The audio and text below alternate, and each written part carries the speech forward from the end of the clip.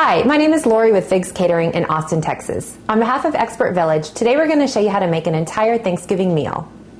Now that we've mashed our ingredients, I'm going to go ahead and start adding the wet ingredients. And first I'm going to start off with about a cup of heavy cream. Now it may seem like a lot, but it's going to absorb very quickly. And I'm also going to start off with a stick of butter.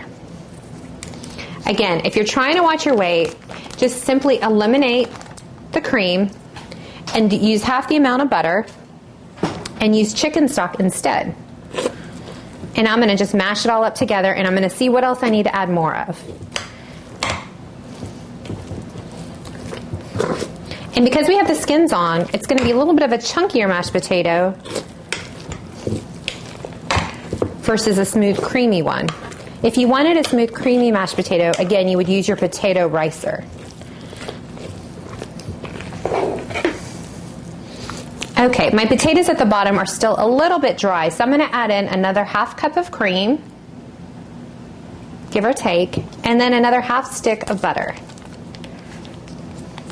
This butter's been softened, but you don't necessarily need to use softened butter.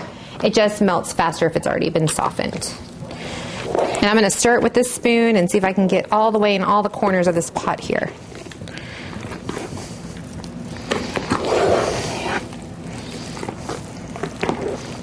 So what we need to do next is add crushed black pepper.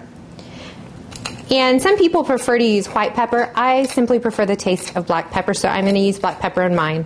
If you would prefer to use white pepper, by all means, go ahead and use that.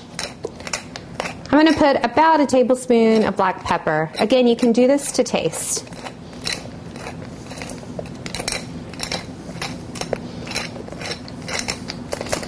Okay, once I've got that in, I'm going to add about 2 tablespoons or so of salt. Now, one of the things about salt is, first of all, potatoes usually take in a lot of salt, but it's always harder to remove the salt from a potato, or from any meal for that matter, than it is to add it in. So go ahead and start a little bit more conservatively with the salt, and you can always add more in.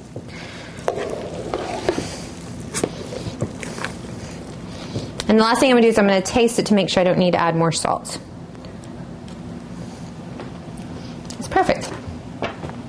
And that is how you make roasted garlic mashed potatoes.